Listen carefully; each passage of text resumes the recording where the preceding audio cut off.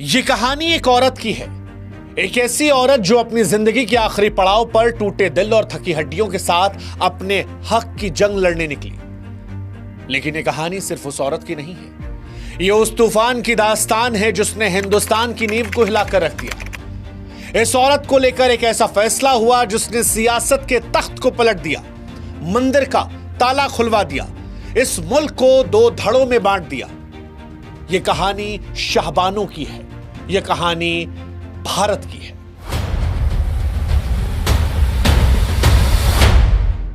शाहबानो बनाम मोहम्मद अहमद खान। 40 साल पहले साल 1985 में एक ऐसा केस आया जिसने राजनीतिक भूचाल ला दिया। ऐसा भूचाल जिसकी लपटें आज भी सुलग रही हैं।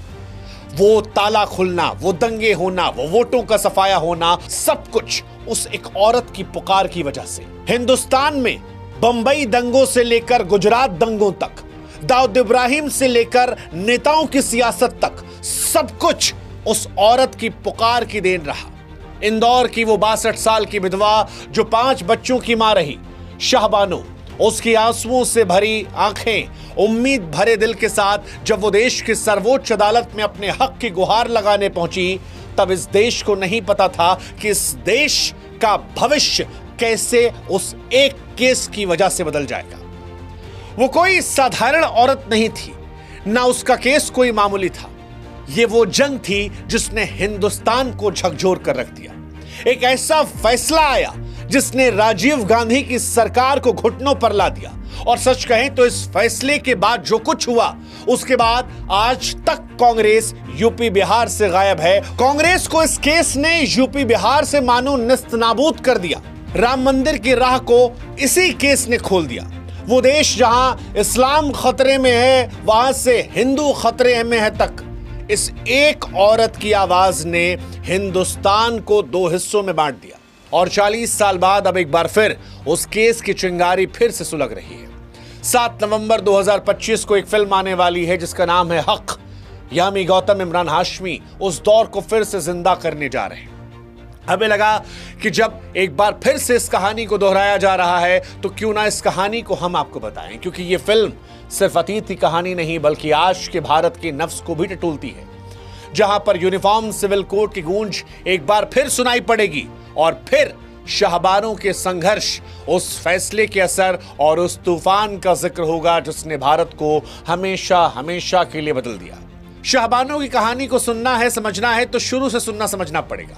और आपको हमें व्हाट्सएप पर फॉलो भी करना पड़ेगा ताकि हमारा आपका रिश्ता भी मजबूत होता रहे, ये कहानियों का सिलसिला आप तक यूं ही पहुंचता रहे। व्हाट्सएप चैनल का लिंक जो है हमने कमेंट सेक्शन में दे रखा है, डिस्क्रिप्शन में दे रखा है, जुड़िएगा जरूर। आप शुरू करते हैं शाहबानों से। शाहबानो का जन्म साल 1916 को मध्य प्रदेश के इंदौर शहर में हुआ। 16 साल की उम्र में उसकी शादी मोहम्मद अहमद खान से कर दी गई जो एक वकील थे। शाहबानो ने अपनी जिंदगी अपने पति और 5 बच्चों की परवरिश में गुजार दी। लेकिन 1975 में 59 साल की उम्र में उनकी जिंदगी उस वक्त उजड़ गई जब उनके पति ने उन्हें तलाक दे दिया। मोहम्मद अहमद खान ने दूसरी शादी कर ली। शाहबानो को उनके घर से बेदखल कर दिया गया। 5 बच्चों की मां बिना किसी आर्थिक सहारे के सड़क पर आ गई थी। उस दौर में मुस्लिम पर्सनल लॉ के तहत तलाकशुदा महिलाओं को सिर्फ इद्दत की अवधि यानी 3 महीने तक का गुजारा भत्ता मिलता था।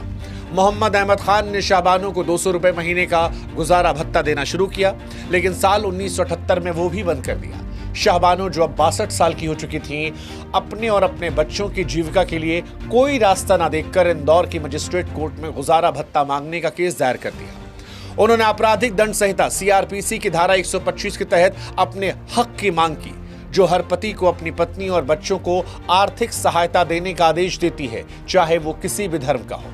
और यहीं से शाहबानो की लड़ाई शुरू होती है। शाहबानो केस इंदौर की निचली अदालत से शुरू हुआ और धीरे धीरे ऊपरी अदालतों तक पहुंच गया। साल 1989 में मजिस्ट्रेट कोर्ट ने उनके पक्ष में फैसला सुनाया और मोहम्मद अहमद खान को 25 रुपए महीने का गुजारा भत्ता देने का आदेश दिया। लेकिन ये राशि इतनी कम थी कि उससे शाहबानो गुजारा मुश्किल था। इस फैसले को उन्होंने चुनौती दी और मध्य प्रदेश हाईकोर्ट ने साल 1990 में गुजारा भत्ता बढ़ाकर लगभग 180 रुपए कर दिया। मोहम्मद अहमद खान ने इस फैसले को फिर सुप्रीम कोर्ट में चुनौती दी। उनका तर्क था कि मुस्लिम पर्सनल लॉ के तहत तलाकशुदा पत्नी को सिर्फ इद्दत की अवधि तक गुजारा भत्ता मिलना चाहिए और इसके बाद पति की कोई जिम्मेदारी नहीं रहती। अब यह मामला सिर्फ शाहबानो और उनके पति का नहीं था, ये धर्म, कानून और संविधान के टकराव का प्रतीक बन गया था। फिर आई वो तारीख जिस दिन सुप्रीम कोर्ट का ऐतिहासिक फैसला हुआ। 23 अप्रैल साल 1985 को सुप्रीम कोर्ट की 5 जजों की बेंच, जिसकी अध्यक्षता मुख्य न्यायाधीश YB चंद्रचूड़ ने की, उन्होंने शाहबानो के पक्ष में फैसला सुना दिया। कोर्ट ने कहा कि सीआरपीसी की धारा 125 सभी भारतीय नागरिकों पर लागू होती है, चाहे धर्म कोई भी हो। मुस्लिम पर्सनल लॉ को इस धारा के ऊपर प्राथमिकता नहीं दी जा सकती। कोर्ट ने मोहम्मद अहमद खान को शाहबानो को 500 रुपए महीने का गुजारा भत्ता देने का आदेश दिया। इसके साथ ही कोर्ट ने टिप्पणी की कि यूनिफॉर्म सिविल कोड लागू करने की जरूरत है ताकि सभी धर्मों के लिए समान कानून बन सके। ये फैसला न केवल शाहबानो के लिए जीत था, बल्कि ये भारत के संविधान के समानता के सिद्धांत की भी जीत थी। लेकिन इस फैसले ने एक ऐसी आग को भी भड़का दिया जिसने पूरे देश को अपनी चपेट में ले लिया। सुप्रीम कोर्ट का यह फैसला आते ही देश में हंगामा मच गया। मुस्लिम कट्टरपंथी संगठनों और नेताओं ने इसे इस्लाम के खिलाफ करार दिया। All India Muslim personal law board ने कहा कि यह फैसला शरीयत में दखल देता है। देश भर में प्रदर्शन शुरू हो गए। इस्लाम खतरे में है का नारा गूंजने लगा। दूसरी तरफ हिंदू संगठनों ने इस फैसले को समानता की जीत के तौर पर देखना शुरू किया और इसे यूनिफॉर्म सिविल कोड की दिशा में पहला बड़ा कदम बताया। उस समय देश में राजीव गांधी की सरकार थी, जिन्होंने 1984 के चुनाव में भारी बहुमत से जीत हासिल की थी। लेकिन शाहबानो केस ने उनकी सरकार को मुश्किल में डाल दिया। मुस्लिम समुदाय के बड़े वर्ग का गुस्सा और वोट बैंक खिसकने का डर कांग्रेस को सताने लगा। राजीव गांधी ने इस दबाव में आकर एक ऐसा कदम उठाया जिसने उनकी सरकार और कांग्रेस की साख को हमेशा के लिए दागदार कर दिया। साल 1986 में कांग्रेस सरकार ने संसद में मुस्लिम महिला अधिनियम पारित किया। इस कानून में सुप्रीम कोर्ट के फैसले को पलट दिया गया और कहा गया कि तलाकशुदा मुस्लिम महिलाओं को सिर्फ इद्दत की अवधि तक ही गुजारा भत्ता मिलेगा। इसके बाद उनकी जिम्मेदारी उनके परिवार या फिर वक्फ बोर्ड की होगी। इस कानून को ही शाहबानो फैसले का उलटफेर माना गया। इस कदम ने न केवल शाहबानो के हक को छीन लिया, बल्कि यह साबित कर दिया कि धर्म आधारित वोट बैंक की सियासत संविधान के ऊपर हावी हो सकती है। लेकिन इस फैसले की कहानी सिर्फ यहीं तक नहीं थी और इसका असर भी सिर्फ यहीं तक नहीं था। कांग्रेस के इस कदम को हिंदू संगठनों ने मुस्लिम तुष्टीकरण के तौर पर देखना शुरू कर दिया।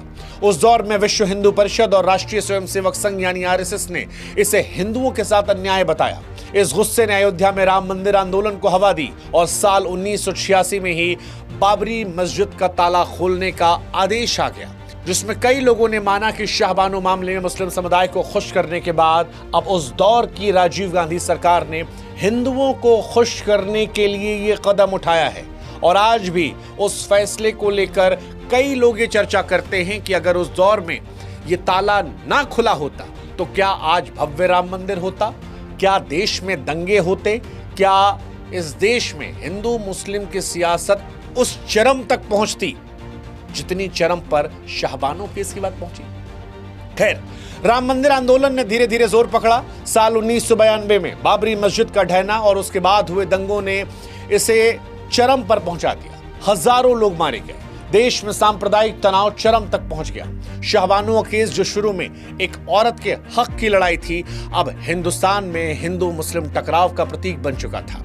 शाहबानो केस और उसके बाद के घटनाक्रम ने कांग्रेस की सियासी जमीन को भी खोखला कर दिया। और आपको जानकर हैरानी होगी कि 90 के दशक के बाद से ही कांग्रेस का कोई भी व्यक्ति, ना यूपी ना बिहार, आज तक मुख्यमंत्री नहीं बन पाया। शाहबानो का असर ये था।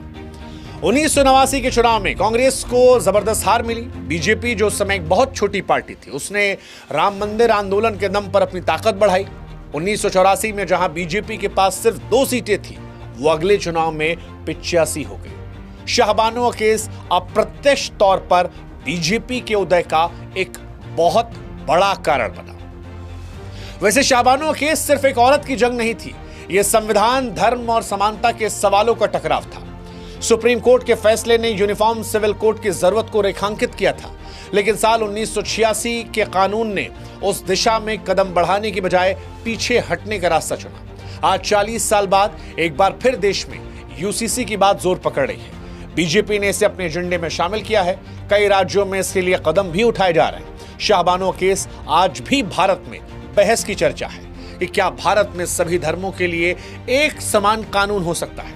क्या धर्म और संविधान के बीच संतुलन बनाया जा सकता है? ये सवाल आज भी उतने प्रासंगिक हैं जितने साल 1985 में थे। और इसीलिए जब 7 नवंबर 2025 को रिलीज होने वाली फिल्म हक, जो शाहबानो की जिंदगी को, उनकी कहानी को बड़े पर्दे पर ला रही है, जिसमें यामी गौतम इमरान हाशमी एक्ट कर रहे हैं, तो फिर यह चर्चा तेज होगी कि शाहबानो ने उस दौर में कैसे सियासत, सामाजिक तनाव और धार्मिक टकराव को दिखाया था, बढ़ाया था, और उसका असर कैसे आज तक हो रहा है।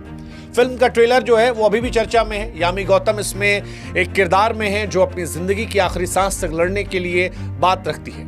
इमरान की कहानी क्या है वो पता नहीं, फिल्म कौन डायरेक्ट कर रहा है, कैसे डायरेक्ट कर रहा है, वो सारी बातें बात की है। लेकिन कहानी ये है कि ये फिल्म आज के भारत के लिए एक आईना है, जहां यूसीसी और सांप्रदायिक सौहार्द को लेकर फिर सवाल उठ रहे हैं। सच कहें तो शाहबानो की कहानी सिर्फ एक औरत की जंग नहीं थी, ये भारत के उस दौर की कहानी है जब एक फैसले ने पूरे मुल्क को हिला दिया। ये कहानी संविधान, धर्म, सियासत और समाज के साथ साथ हक और हार के बीच टकराव की है। शाहबानो ने अपने हक के लिए जो आवाज उठाई, उसने न केवल उनकी जिंदगी को प्रभावित किया, बल्कि भारत की सियासत, समाज और इतिहास को भी हमेशा के लिए बदल दिया।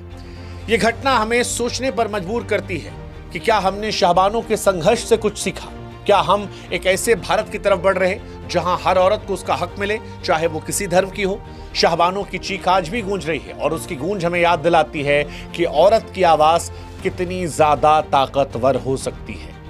कैसे एक औरत बुढ़ापे में जो अपने हक के लड़ने गई, वो हिंदुस्तान के भविष्य को हमेशा के लिए बदल सकती है। ये कहानी शाहबानो की सिर्फ नहीं है, ये कहानी हिंदुस्तान की है। जय हिंद, जय भारत, नमस्कार।